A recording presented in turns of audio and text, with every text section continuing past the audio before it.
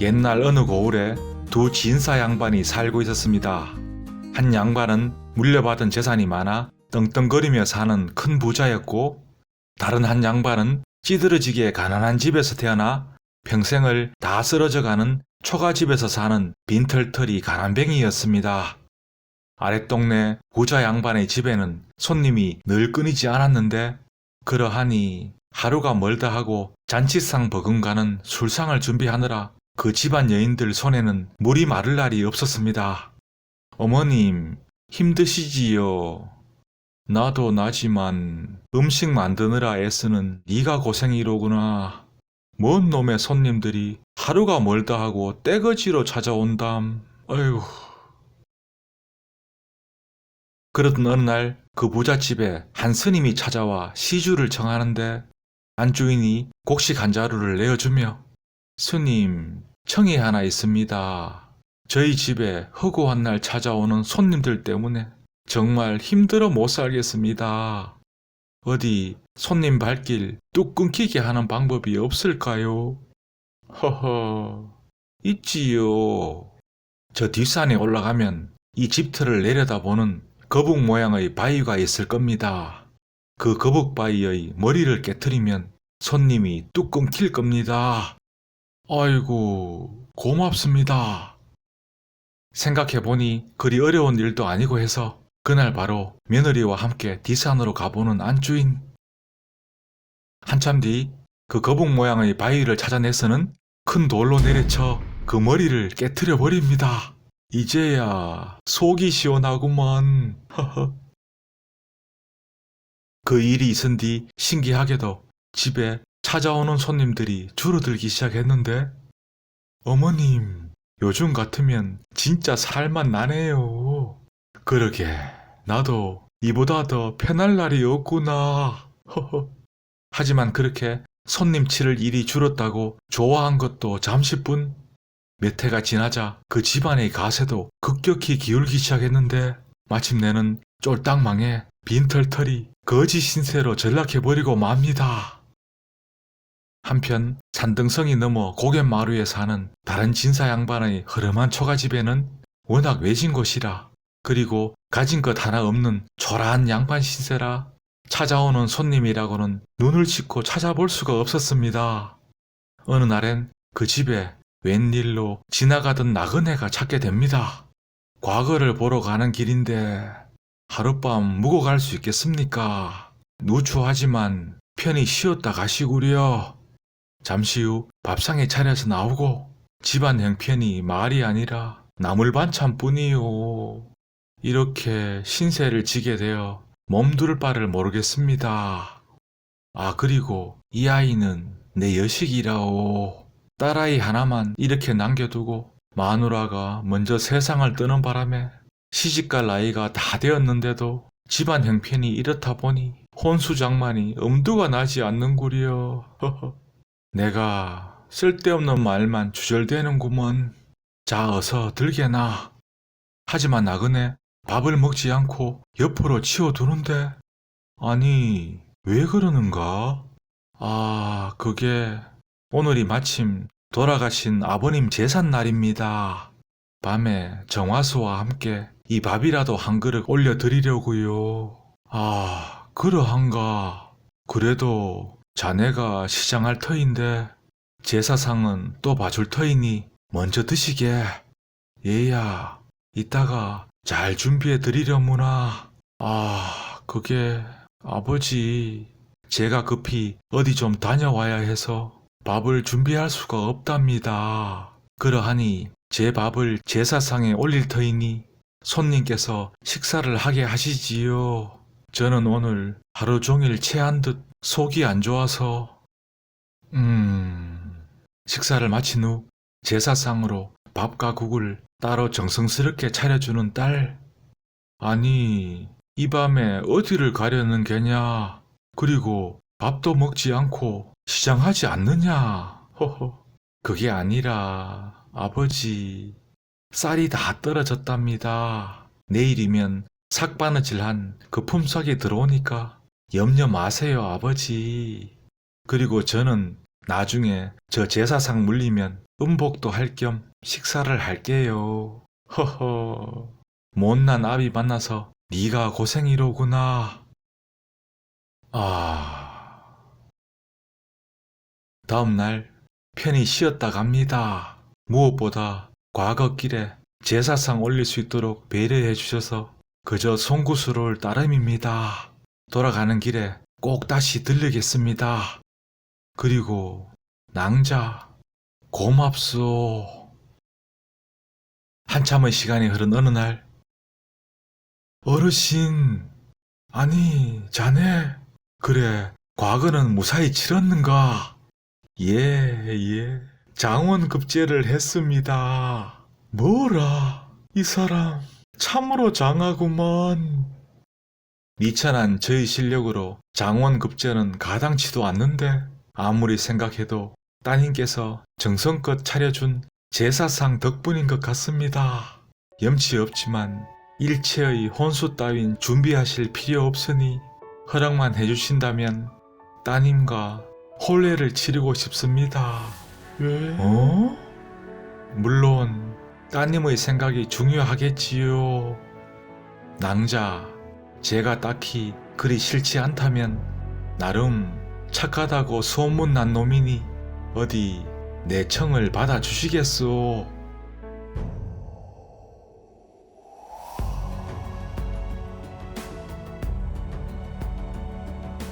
아니 그래, 사위가 한양에서 그리 잘 나간다며. 벼슬 자리가 막힘이 없으니 자네 복이 터져도 제대로 터졌구만.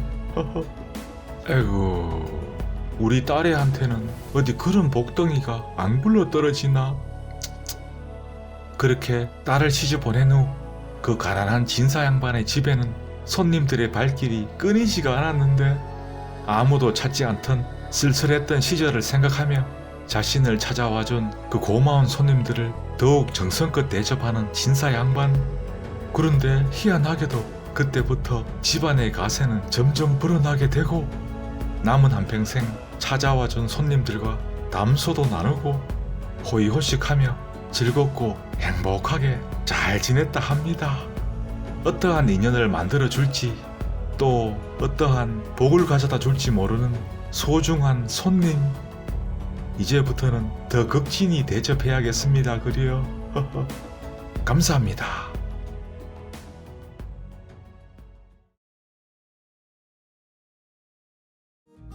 옛날 조령 산마루에 잡신을 모신 사당이 하나 있었습니다. 자뭇 영험이 있다고 소문이 나서 영남의 관찰사들이 그곳을 지날 때면 반드시 말에서 내려 제물을 바치고 큰 절을 올리며 신에게 구슬해 주었는데 만약 그러하지 않으면 뒤이어 기이한 화를 당하곤 했습니다. 그러던 어느 날 경상도 관찰사로 새로 부임하게 된 이가 그 사당 아래를 지나가고 있었는데 마중 나온 각 고을의 수령과 아전들이 앞다투어 옛일을 아뢰며 사당에 절을 올리고 구슬할 것을 청하게 됩니다. 하지만 평소 결단력이 남다르고 강건한 성품을 지녔던 관찰사, 다 요망하고 허황된 이야기라며 말을 달려 한 걸음에 그곳을 그냥 지나쳐 가버립니다. 그런데 얼마 가지 않아 갑자기 마른 하늘에 천둥 번개와 함께 거센 비바람이 몰아치고 모두들 신이 노한 거라 생각하며 두려움에 떠는데 그러자 관찰사 어이없어 하며 당장 그 사당에 불을 지르게 하고 명을 어기는 자는 목을 자르겠다 엄포를 놓습니다. 그러하니 어쩔 수 없이 모두들 그 명에 따르는데 잡신을 모셨던 그 사당은 순식간에 불길에 휩싸이고 잿더미로 변해버립니다. 그날 밤 관찰사의 꿈에 한 노인이 나타나는데 나는 조령의 산신이요. 사람이 없는 산중에서 제사밥을 누린 지가 오래되었소. 그대는 예를 올리기는커녕 우리의 보금자리까지 훼손했으니 네, 당신의 큰아들을 죽게 하여 그 원한을 갚으리다. 나는 나라의 명을 받들어 이곳에 온 것이다. 요망한 것을 제거하여 그 해악을 떨쳐내는 것이 내 직분이거늘 어찌 내가 감히 이렇게 당돌하게 내게 대들고 삿된 주장을 하는 것이냐? 썩 물러가거라. 허허, 이런 고얀. 다음날 아침 관찰사가 깨어나 보니 가명이 발칵 뒤집혀져 있었습니다. 나으리, 큰 자제분이 무슨 영문인지 갑자기 위태로워졌습니다. 뭐라? 급히 달려가 살펴보는데 이미 손을 쓸 수가 없는 지경이었습니다.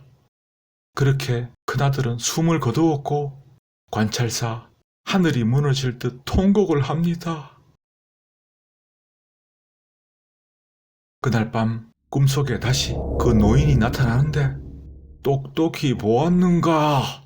우리 영령들을 굶주리게 한 대가를 다시 사당을 복원하지 않으면 그대의 둘째 아들 역시 죽음을 면치 못할 것이요. 하지만 관찰사는 여전히 동요하지 않고 의연한 모습으로 또다시 그 노인을 꾸짖어 물리쳐버리는데 다음날 관찰사 잠에서 채 깨어나기도 전에 사람들이 급히 달려와서는 둘째 아들도 밤사이에 갑자기 숨을 거두었다고 알립니다. 관찰사 또다시 가슴이 찢어질 듯 비통하게 통곡을 하며 상을 치르는데 얼마 안 있어 또 그 노인이 꿈에 나타납니다. 하나 둘 떠나가는 자식들을 보니 이제는 알겠는가? 속히 우리 사당을 지어주기만 하면 화를 면할 터인데 다음은 그대의 막내 아들 차례요. 하지만 관찰사는 여전히 조금의 흔들림도 없었습니다. 그래 어디 이번에도 데려가려면 데려가 보거라. 그 전에 요망한 내 놈의 목을 당장 베어낼 터. 그리고는 장검을 빼어드는데 그제서야 그 노인 그대의 강건함이 참으로 대단하구려. 내가 졌소이다. 인간의 기륭하복은 내가 어찌해서 될 일이 아니라오. 다 자기가 타고난 운명으로 살아가는데 그대의 첫째와 둘째 아들은 원래 요절하게 될 팔자라. 단지 내가 그 앞날은 조금 내다볼 수 있어서 하늘의 공을 빌려 위협했소이다. 하지만 그대의 뜻이 이리 완고하니 내 이제 영영 물러가리다. 셋째는 아마 100년해로 하며 부귀영화를 누릴 것이요. 내가 황량한 사당에 거처하며 천겁의 세월을 지내왔을 터인데 내 어찌 잠시라도 그걸 부수어 걷어치우려 했겠는가. 단지 내가 어이없어 화가 났던 이유는 비바람을 몰아치게 하는 등 요망한 요술로 사람들을 농락하려 했기 때문이다. 이제서는 그 사정을 스스로 고해 주었으니 당장 너의 집을 다시 지어 잃어버린 물건이 하나라도 없도록 하겠다. 하지만 차후로 또다시 행인들을 괴롭히고 이전의 악함을 고치지 않는다면 즉시 그 사당을 부셔버릴 터이니 그리 알고 물러가도록 하라. 노인 감동하여 흐느끼며 떠나갑니다. 다음날 관찰사는 즉시 사당을 다시 세우고 예전 물품들을 하나도 빠짐없이 그대로 돌려주었습니다. 그 뒤로는 아무런 일도 일어나지 않았고 관찰사의 셋째 아들은 과연 그 노인의 말대로 오래도록 살면서 그 지위가 재상의 자리에까지 올랐다 합니다. 세상의 수많은 신들을 애써 무시할 필요도 없을 것 같고 반대로 맹목적으로 매달릴 필요도 없을 것 같고 다 우리 자신 주어진 운명대로 살아가는 것이니 강건한 의지로 소신껏 그 운명을 잘 개척해 나가봅시다요. 감사합니다.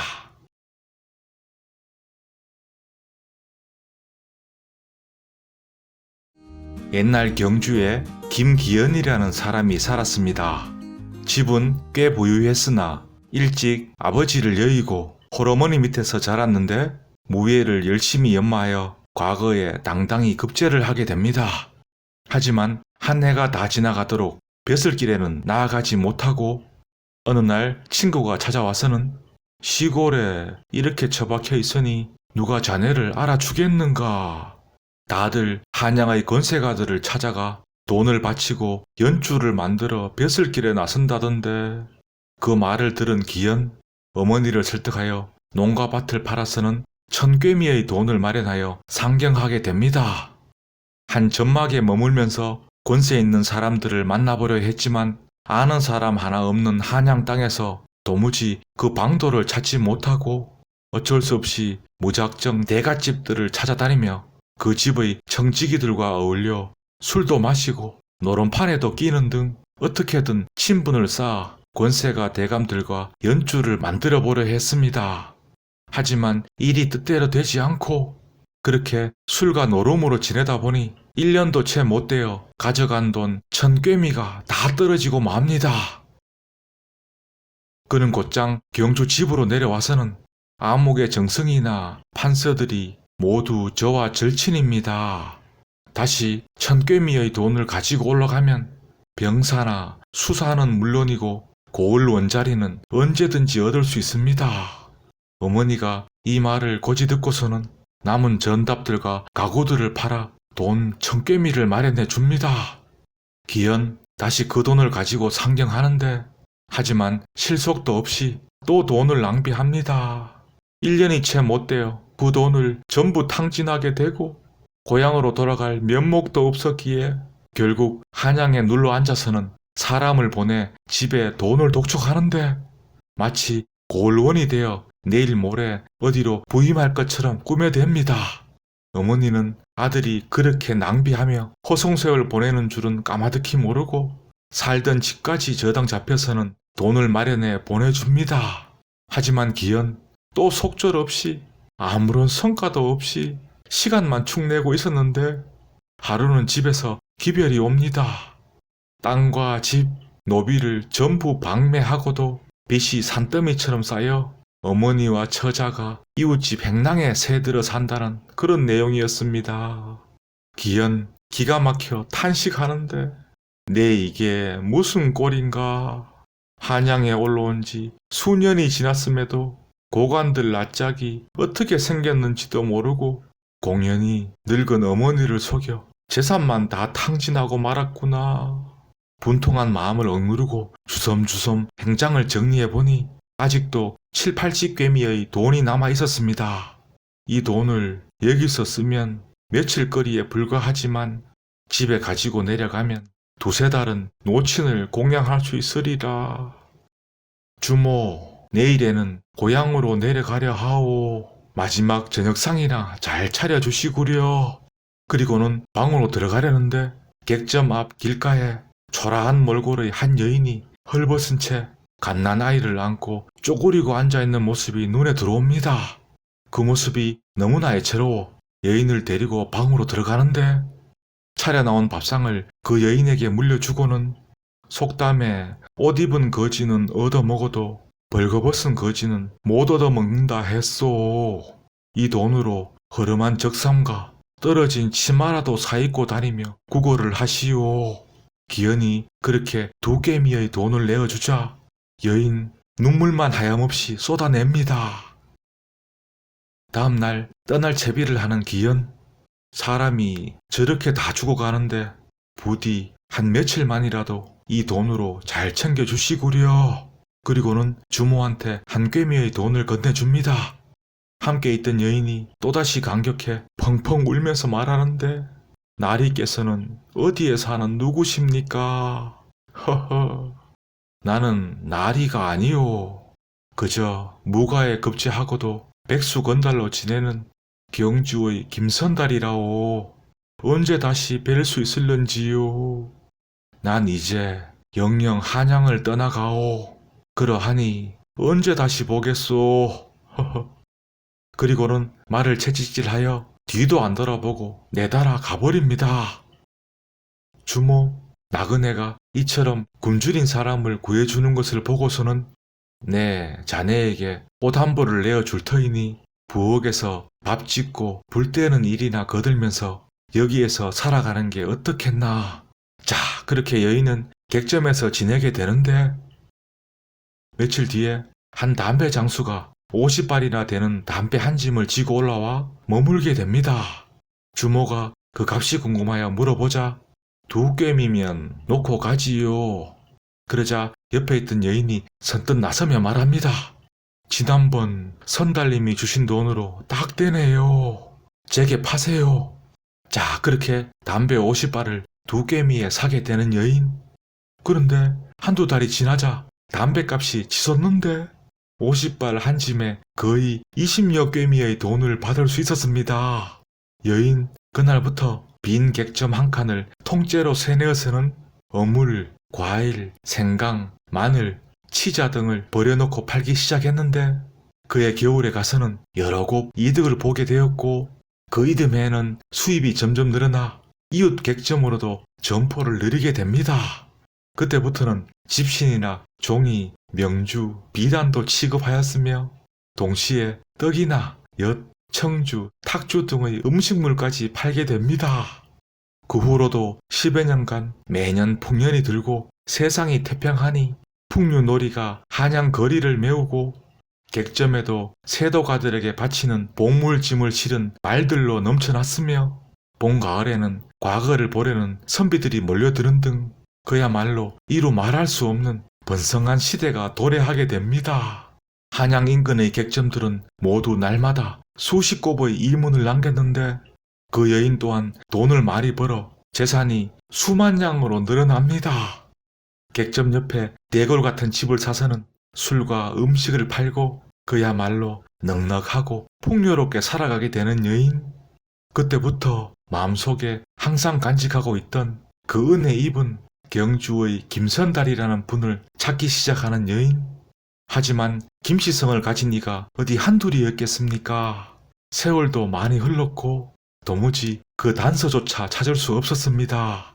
그래도 날마다 사람들을 풀어서는 과거에도 급제하고 한양에서 잠시 머물렀던 김씨성을 가진 이를 찾는데 한참의 시간이 흐른 어느 날 드디어 그 김선달을 찾았다는 전갈이 오고 그는 수년 전에 완전 빈털터리가 되었으며 노모를 모시고 산속의 폐가에서 지내며 집신을 삼아 장에 내다 팔고 그의 아내는 삭바느질을 해서 겨우겨우 입에 풀칠이나 하며 살고 있다는 그런 내용이었는데 이런... 여인 그날 바로 짐을 챙겨서는 그 김선달이 살고 있다는 곳으로 찾아갑니다. "저를 알아보시겠는지요? 누구?" 그 옛날 한양의 어느 객점에서 갓난 아이를 안고 있던 저에게 따뜻한 밥 한 끼를 물려주시고 2괭이의 돈을 건네주신 김선달님. 자네... 저와 함께 한양으로 올라가시지요.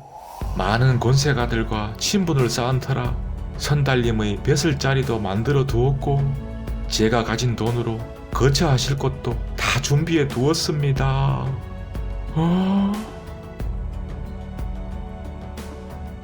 자, 여기가 선달님이 머무실 곳입니다. 그리고 그 괴짝을 한번 열어보시지요. 기연 괴짝을 열어보자. 좋기 1만 괭이는 될 것이옵니다. 그 옛날 저를 살려준 2괭이가 불어나 이렇게 되었답니다. 자, 그렇게 기연은 그 여인과 이웃한 저택에 살면서 꿈에 그리던 벼슬길에도 나아가고 넘쳐나는 돈으로 풍요롭고 행복하게 잘 살았다 합니다. 한 끼의 밥과 2괭이의 돈, 비록 보잘것없고 하찮은 도움이라 생각될 수도 있겠지만 공공한 이에게는 목숨과 같은 것이기에 우리 모두도 작은 공덕이라도 베풀며 살아가 봅시다. 감사합니다.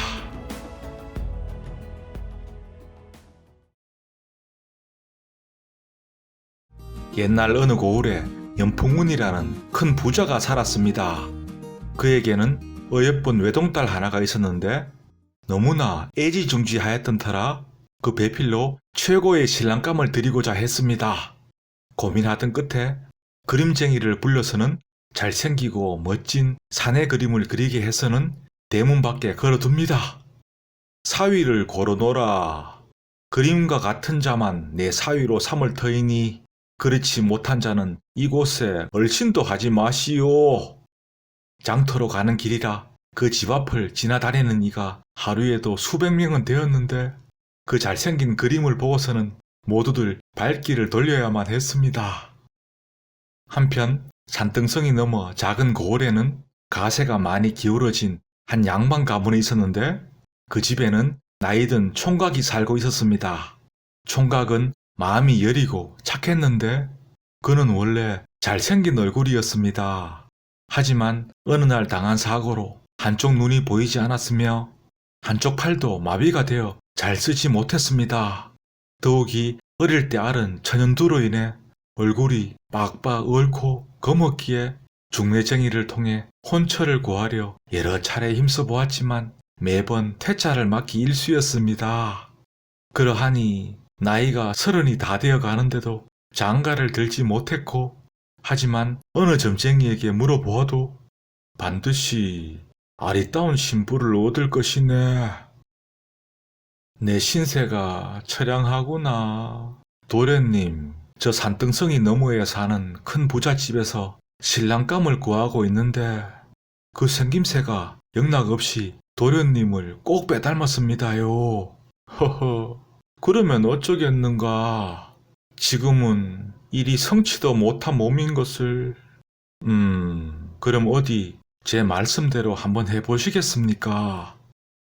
다음날 그 하인 부잣집 앞을 서성대며 눈치를 살피는데 순간 그 집 여종이 대문 밖을 나서는 걸 보고서는 넙죽 그 그림에다가 절을 올리면서 큰 소리로 외쳐댑니다.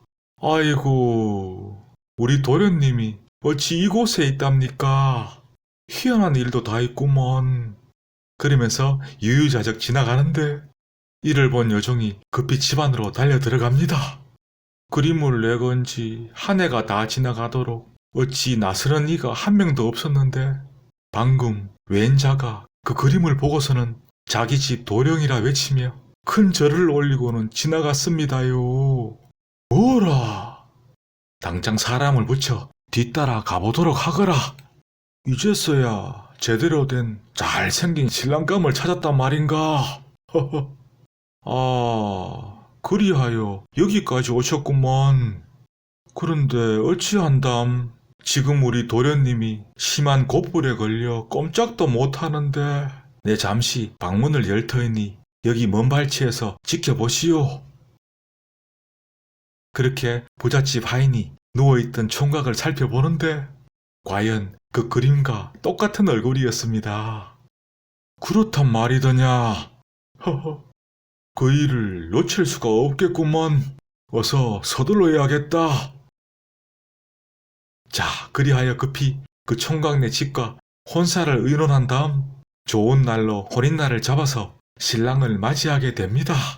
도련님, 이제 마지막 한 고비만 잘 넘기시면 됩니다. 얼굴에는 지난번보다 더 진하게 분칠을 하시고 일부러 조금 어둑어둑해지기를 기다렸다가 그 집에 도착하여 혼례를 치르도록 하십시오. 눈은 절대로 제대로 뜨지 마시고 웃는 얼굴로 실눈만 뜨시고요. 마비된 한쪽 손은 옷소매에서 절대로 꺼내시면 안 됩니다.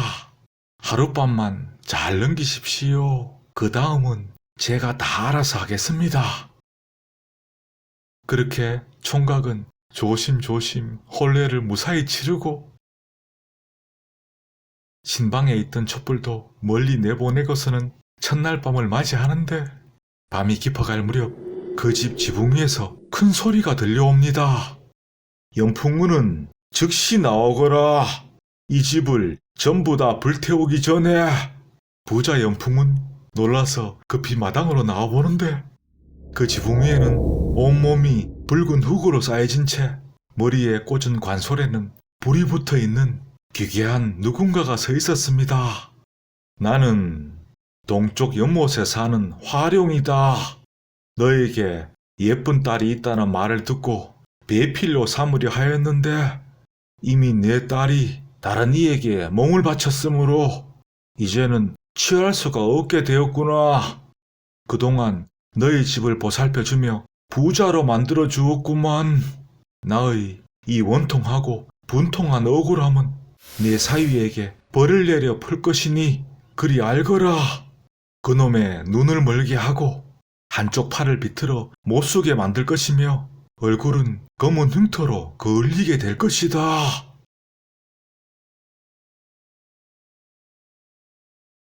다음날 놀란 가슴을 부여잡고 첫날 밤을 치른 사위를 불러내는데 제 한쪽 팔이 움직이지가 않습니다. 한쪽 눈도 보이지가 않고 얼굴은 대체 또 어찌 일이 되었는지 우리 집에 장가를 들어 그 귀한 몸을 다 망쳐 놓았네 그려. 이를 어찌한담. 이 몸으로 자네 집으로 보낼 수도 없고 그냥 자네 여기에서 살도록 하게나. 용하다는 의원들은 다 불러서 고쳐줄 터이니 그리고 내 전 재산을 다 자네에게 물려줌세. 자, 그렇게 그 못난 신랑은 그 부잣집에서 한평생 살았는데 비록 탈이 난 몸은 고쳐지지가 않았지만 착한 심성을 가진 신랑, 아리따운 마누라를 평생 떠받들며 행복하게 잘 살았다 합니다. 생긴 게 뭐 그리 중요하겠습니까? 물론 좋겠지요. 하지만 인기 많은 그 잘난 얼굴로 바람 잘 날 없다면 괜히 마누라 속만 다 뒤집어 놓을 것이고 무엇보다 착한 심성이 최고인 것 같습니다요. 감사합니다. 도련님 장가 보내려 얼마나 노심초사하였던지. 그나저나 아직도 그 찍어 바른 황토 흙이 잘 찢겨지지가 않습니다요. 자네에게 진 그 빚 내 평생토록 갚도록 함세. 옛날 청주에 이지광이라는 젊은 사또가 부임해 왔는데 소송 판결을 귀신같이 잘하여 고을 백성들의 신망을 한몸에 받게 됩니다. 어느 날엔 한 스님이 관할을 찾아오고 저는 아무 곳에 사는 중으로 한평생 고이고이 정성 들여 만든 종이를 팔아 생계를 꾸려오고 있었습니다. 그런데 오늘 장에 내다 팔 백지 한 짐을 지고 오다가 길가에 잠시 내려놓고 쉬면서 깜빡 잠이 들고 말았는데 깨어나 보니 그 짐이 온데간데 없이 사라져버린 겁니다. 사방을 다 둘러보았지만 끝내 찾을 수 없었고 그러하니 지금 당장 생계를 이어갈 방법이 막막할 따름입니다. 제가 잃어버린 종이를 꼭 좀 찾아주십시오. 종이라. 사또 한참을 무언가 생각하더니 그대가 잘 지키지 못해 잃어버린 종이를 이 넓은 땅에서 도대체 어떻게 찾는단 말이오. 지금은 급한 송사가 많이 밀려 있으니 그 일에 매달릴 여력이 없소이다. 일단 돌아가 기다리고 있으시오. 저희 목숨줄이 달린 일입니다. 어허, 돌아가 기다리라는 말 못 들었소. 그렇게 무심한 듯 쏘아붙이는 사또. 스님은 눈물을 훔치며 돌아가고 그러하니 관원들 모두 그 일에 대해 전혀 신경을 쓰지 않게 됩니다. 다음날 고을 행차를 나서게 된 사또. 그런데 그 행차하는 길가에 장승 하나가 서 있었고 그 몸통에는 종이 한 묶음이 줄로 칭칭 감겨 있었습니다. 아니, 저것이 어제 그 스님의 종이를 훔쳐간 놈이 아니더냐. 당장 잡아다가 옥에 가두거라. 예? 아니, 저것은 사람이 아니라 한낱 장승에 불과한데 어찌 그러시는지요? 어허, 어서 잡아들이지 못할까? 그날 저녁 관하로 돌아온 사또가 명합니다. 저놈이 밤을 틈타 도망칠 염려가 있으니 삼반관속 모두는 오늘 밤 여기를 지키도록 하시오. 관원들 모두 일제히 그러겠노라 답은 했지만 속으로는 그저 웃음만 삼킬 뿐이었습니다. 결국 아무도 그 장승을 지키지 않았고 그런데 다음날 아침에 보니 그 옥에 갇힌 장승이 감쪽같이 사라져버리고 없는 겁니다. 이를 안 사또가 노발대발 분노하는데 관속이 되어 사또의 명을 어기고 숙직을 하지 않아 이런 일이 벌어졌도다. 삼반관속 모두는 그 볼로 각자 장성이 훔쳐간 종이의 10곱인 10묶음의 종이를 구해 대령토록 하라. 기한은 다가오는 장날까지이다. 만약 그날까지 종이 10묶음을 바치지 않는 자는 곤장 30대의 엄벌로 다스리겠노라. 그러하니 다들 어이없어 하면서도 형벌이 두려워 다가오는 장날에 맞춰 그 종이를 구하고자 했습니다. 그 소문은 금방 고을 전체에 파다하게 퍼져나갔고 장이 들어서는 날이 가까워지자 종이값이 치솟는데 드디어 장날 아침이 되자 사또가 급히 삼반관속 전부를 집합시킵니다. 또한 그 종이 잃어버렸던 스님도 불려오고 다들 종이는 구해올 필요가 없소. 그 대신 지금 즉시 관원들 모두 장터로 가서 종이를 구하려는 신용만 하고서는 이 스님이 말해주는 표식 있는 종이를 팔고 있는 자를 찾아 잡아들이도록 하시오. 제가 만든 종이에는 모두 그 모서리에 보일락 말락한 먹물이 묻혀 있습니다. 자, 그렇게 반나절이 흐르고 마침내 장터에서 그 훔쳐간 종이 묶음들을 팔고 있던 범인을 잡게 됩니다. 알고 보니 본래 그놈은 종이를 훔친 뒤 나중에 먼 이웃 고을에 팔아넘길 심산이었는데 갑자기 자기 고을에서 종이값이 치솟자 욕심이 생겨 장날에 팔러 나왔던 것입니다. 그 도둑놈, 팔려고 했던 모든 종이는 몰수되었으며 곤장 30대의 형벌과 함께 옥에 갇히는 신세가 됩니다. 자, 그렇게 잃어버린 종이를 모두 되찾게 된 스님, 감사히 인사를 하고 떠나려 합니다. 그나저나 장도 팔 시간이 다 되어 가는데 종이를 팔지 못해 어찌하오. 허허, 이렇게 다시 찾게 된 것만도 다행이지요. 여기 관아에서도 두루 종이가 필요하니 어디 이번에는 스님께서 평생토록 고이고이 만들고 있는 그 종이를 한번 써볼까 하오. 그 값은 넉넉히 쳐드리겠소. 아, 고맙습니다. 그 이지광이라는 젊고 유능한 사또 덕분에 좀 번거롭기는 했지만 그래도 소리 소문 없이 억울하게 묻힐 뻔한 사건이 잘 해결되었네요. 감사합니다. 내일 있을 행차에 맞춰 장승 하나를 준비하고 종이를 감아서는 길가에 세워두거라. 이번 일은 절대 그 누구도 알아서는 안 된다. 그리고 나중에 밤이 되면 분명 아무도 그 장승을 지키는 이가 없을 터이니 그때 조용히 들고 나가서 아무도 모르는 곳에 감추도록 하거라.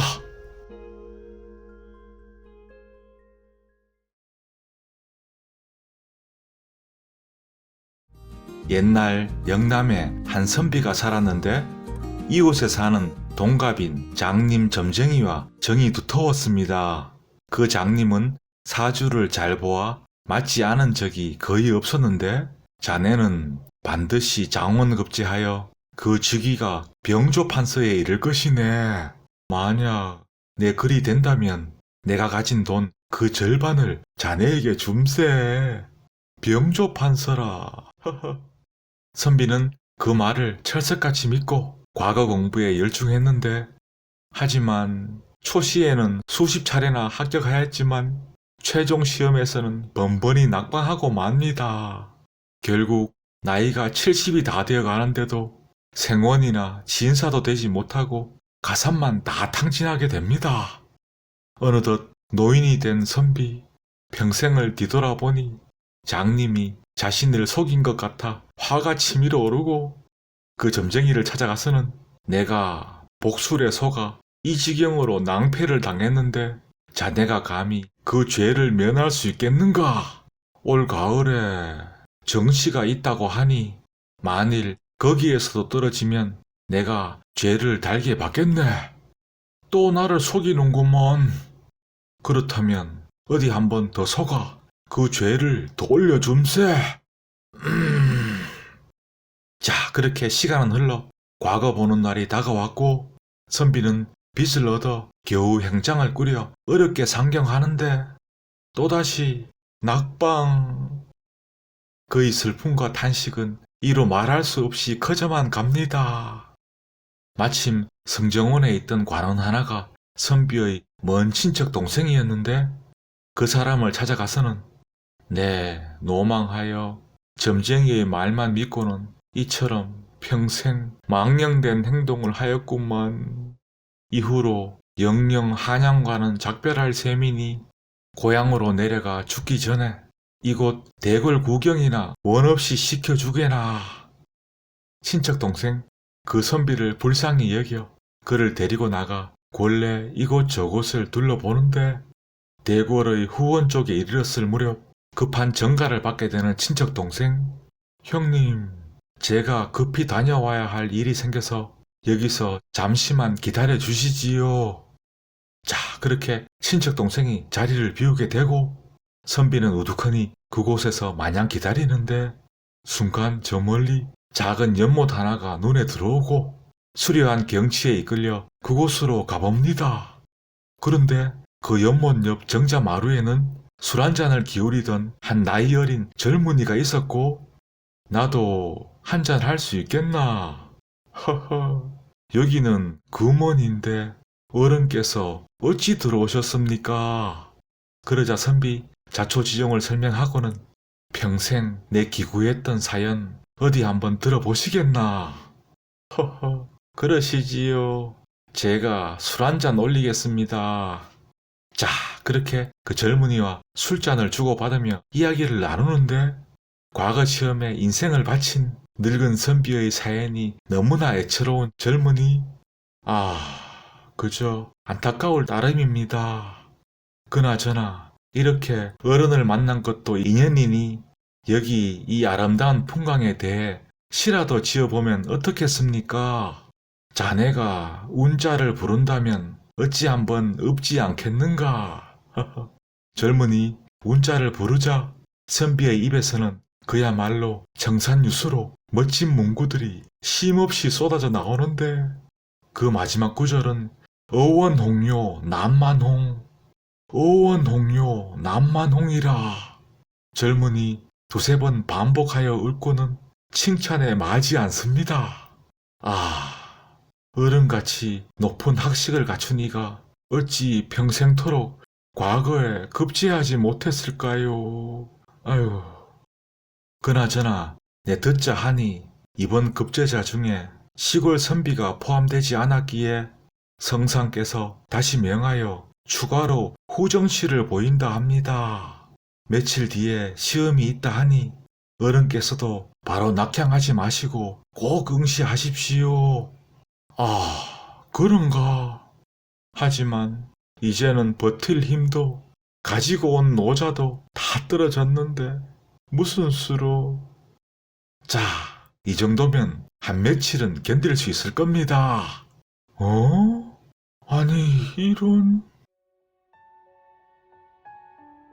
자, 그렇게 며칠 후 정말로 추가 시험 후정시가 열리는데 선비 과장에 들어가서 글 제목을 보니 어원홍요 남만홍.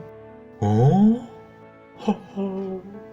다른 이들은 그 뜻을 이해하지 못해 한 글자도 써내려가지 못하고 쩔쩔매고 있었지만 선비는 그야말로 막힘없이 술술 글을 완성합니다. 장원 급제.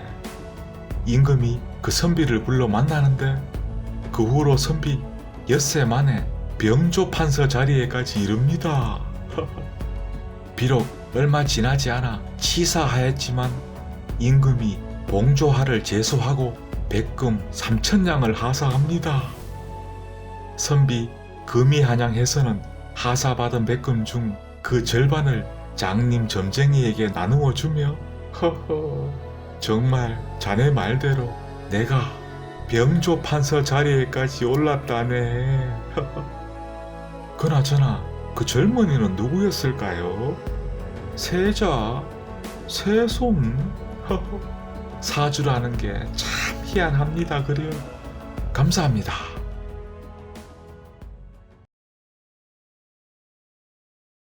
옛날 한양에 장안에서도 이름난 부자인 한 전직 정승대감이 살고 있었습니다.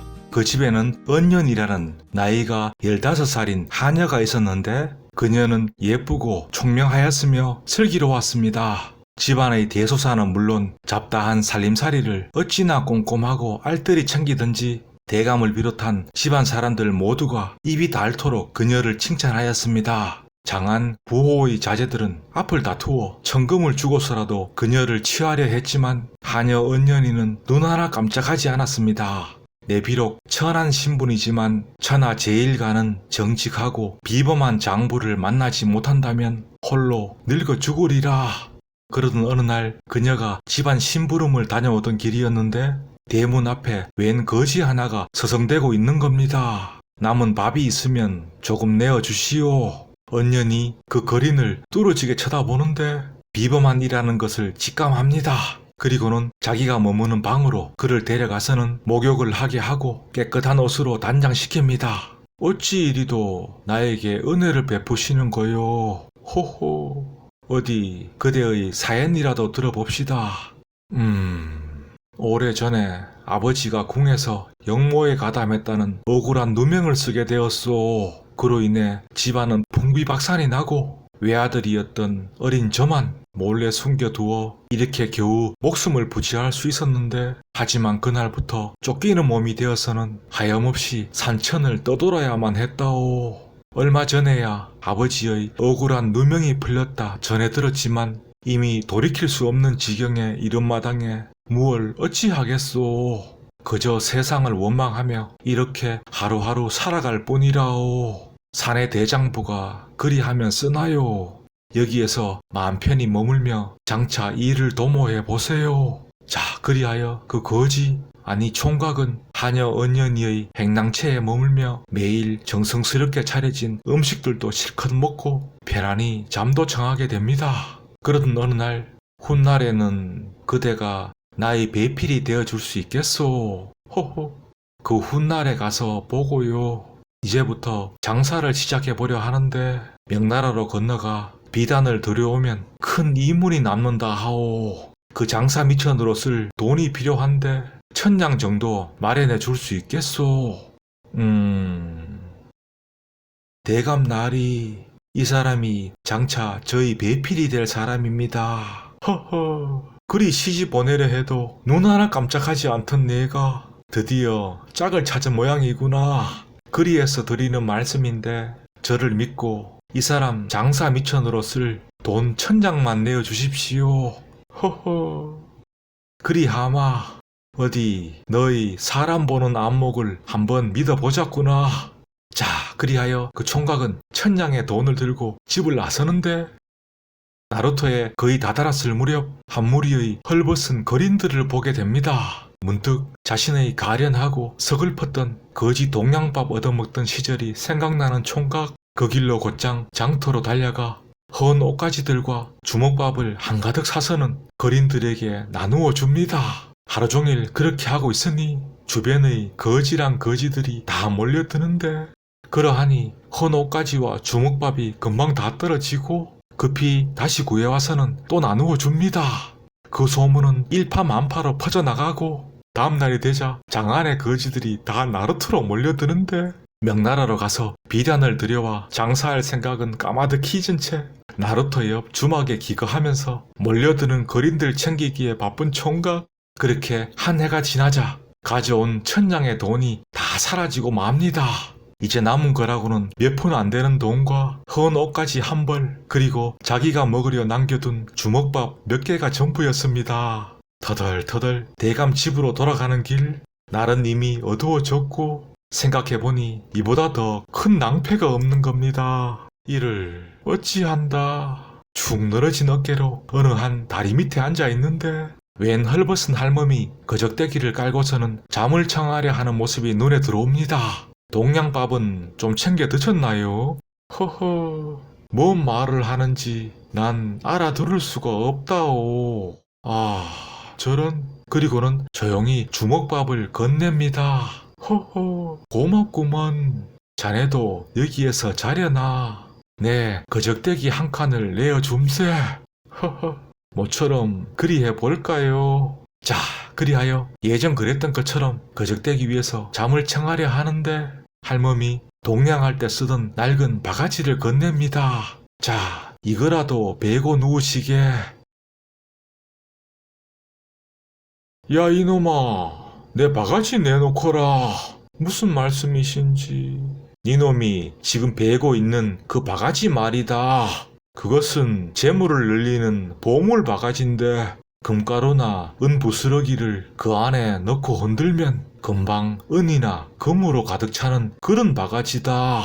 그것도 야심한 밤 삼경 무렵에만 딱 한 번 그리 되고 아무도 알아서는 안 된다. 또한 꼭 3년만 쓰고는 버려야 하는데 안 그러면 가진 모든 것이 다 사라지느니라. 저 할망구는 내 말을 알아들을 수가 없으니. 다음날 아침, 거참 희한한 꿈이네. 총각은 손짓발짓 다 해가며 자기가 가지고 있던 남은 마지막 헌옷까지 한벌과 그 바가지를 서로 바꾸자고 합니다. 이거와 바꾸자고. 이 낡은 바가지를 어디에 쓰려고. 나야 고맙지. 자, 그렇게 총각은 몇 푼 남지 않은 돈으로 장터에서 은부스러기를 조금 사서는 달랑 바가지 하나를 들고서 집으로 갑니다. 하녀 은연이가 그를 반갑게 맞이하는데 어찌 그동안 소식 하나 없이 이리도 늦게 오셨답니까? 돈 버시느라 정신이 없으셨나요? 이 바가지는 또 뭐랍니까? 어서 벌어오신 돈 내놔 보시지요. 그게 하루만 기다려 보시오.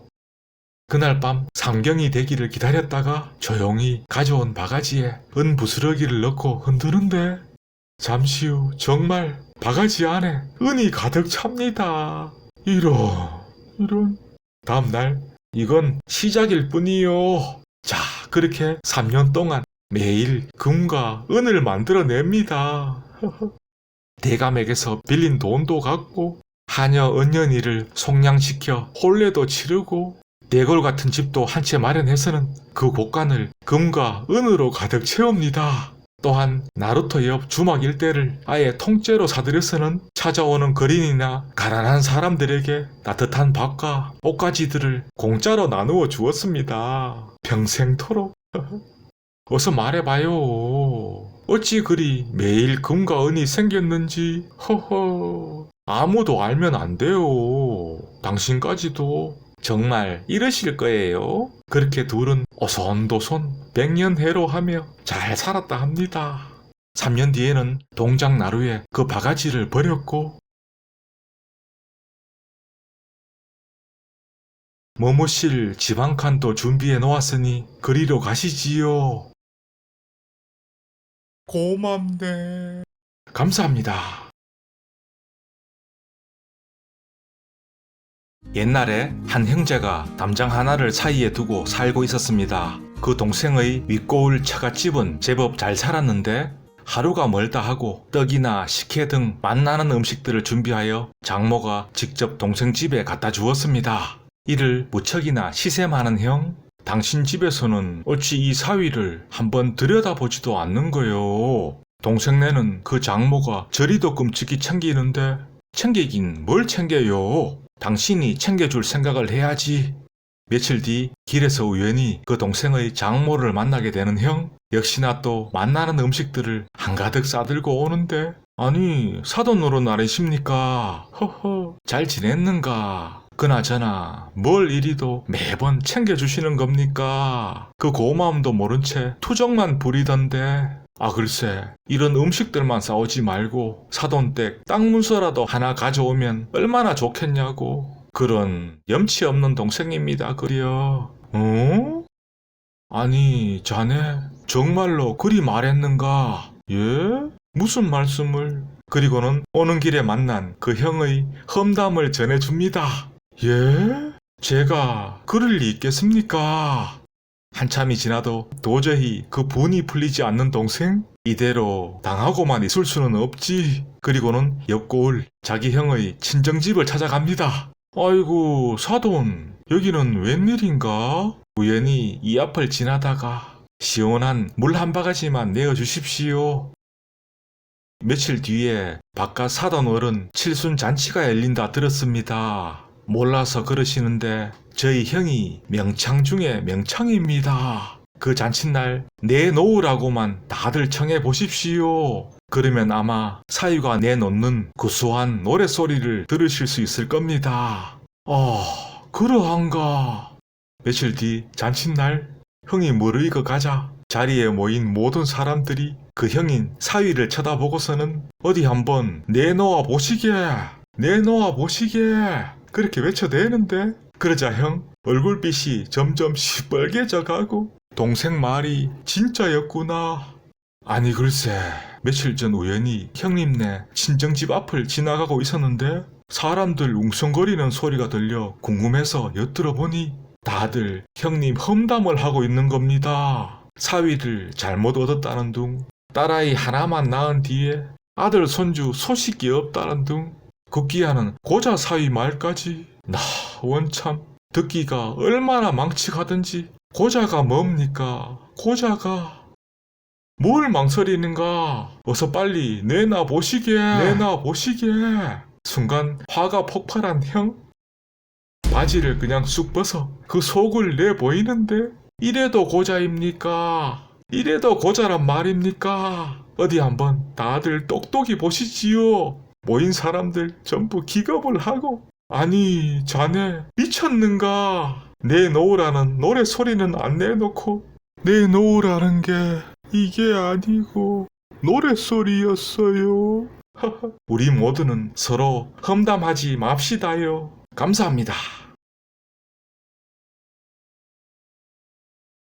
옛날에 풍수설의 대가였던 도선이라는 승려가 자기 어머니 유고를 파서는 짊어지고 돌아다니고 있었습니다. 천하 제일의 풍수가라 칭송받고 있던 터라 자기 어머니 매자리 하나만은 그야말로 최고의 명당 자리로 잡아드리고 싶어서 그렇게 어느 고을을 지나가고 있었는데 저 멀리 아주 큰 기와집 한 채가 보이는 겁니다. 저런 명당 자리가 있었다니.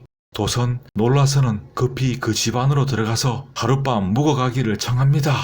저녁이 되자 집안 이곳저곳을 둘러보는데 자기가 거처하고 있던 사랑방, 그 불때에는 소주 끓이는 손밑 자리가 명당 중에서도 최고의 명당 자리였습니다. 그 자리에 매자리를 잡으면 어머니와 관련된 모든 이들이 자손 대대로 부귀영화를 누리게 될, 그리고 더불어 사흘 뒤에는 덤으로 돈 1000냥이 생길. 늦은 밤이 되자 도선 몰래 나가서 그 솥 밑자리 땅을 파고서는 그곳에 자기 어머니 유고를 묻습니다. 부귀영화는 물론 사흘 뒤에 돈 1000냥이 생길 자리라. 그런데 이 광경을 동네 잔치에 갔다가 밤늦게 집으로 돌아온 그 집 주인 양반이 우연히 보고 듣게 되는데, 뭐라, 그나저나 저분은 천하 제일의 풍수가로 유명한 그 스님이 아니시던가. 다음날 그 집 주인에게 인사를 하고 떠나는 도선. 그런데 그로부터 사흘이 지나가도 돈 1000냥은 생기지가 않고, 이럴 리가 없는데. 그리고는 가만히 점을 쳐보니 자기 어머니의 유골이 엉뚱한 곳에 묻혀있는 겁니다. 부랴부랴 그 집을 다시 찾아가 보는 도선. 그러자 그 집 주인 양반이 겁이 덜컥 나서는, 아이고 스님, 제가 사람으로서 참으로 못할 짓을 했습니다. 그리고는 자초지종을 고하는데 그 집 주인 도선이 떠나자 그 손밑 자리에 묻혀있던 도선 어머니의 유골을 파내고서는 그곳에다가 자기 어머니의 유골을 옮겨와 묻었다고. 그리고 그 파낸 도선 어머니의 유골은 뒷산의 본래 자기 어머니 산소 자리로 옮겼고, 그랬더니 진짜로 사흘 뒤에 이렇게 돈 1000냥이 생겼습니다. 허허, 잘했어. 그 돈 1000냥은 내 복이 아닌 모양이구려. 산속 유골은 내 다시 가져가리다. 자, 그렇게 도선은 다시 어머니의 유골을 짊어지고서는 이번에는 전라도 김제를 찾아갑니다. 그 김제의 넓은 평야 그 끝 한쪽 귀퉁이에 어머니의 유골을 묻고서는 소문을 퍼뜨리는데, 이 산소에다가 재물을 차려놓고 재를 올리는 사람의 변은 풍년이 들어 잘 되고, 그렇게 안 한 사람의 변은 안 된다. 글쎄 저 스님이 그렇게나 유명한 풍수가시라네 그려. 그렇단 말인가. 자, 그러하니 그 근방의 사람들은 농사철만 되면 재물을 한가득 쌓아놓고 제사를 지냅니다. 그런데 진짜로 그렇게 제를 올린 사람의 배는 더 잘 되었고 점점 그 소문이 퍼져나가자 멀리 떨어진 곳에 살아서 어쩔 수 없이 찾아올 수 없었던 사람들은 밥을 먹을 때 밥과 반찬을 먼저 그 산소 쪽으로 한 숟갈 던지면서 곧시 흥감하시구려. 그렇게라도 예를 갖추었다 합니다. 그 도선 어머니의 성이 고씨라서 그렇게 고씨네, 고시래, 고수래 그 유래가 되었고요. 그 밖에 다르게 전해 내려오는 고시래의 유래도 많이 있답니다. 수백 년이 흘러가도 우리 어머니 제사는 문제 없겠구먼. 감사합니다.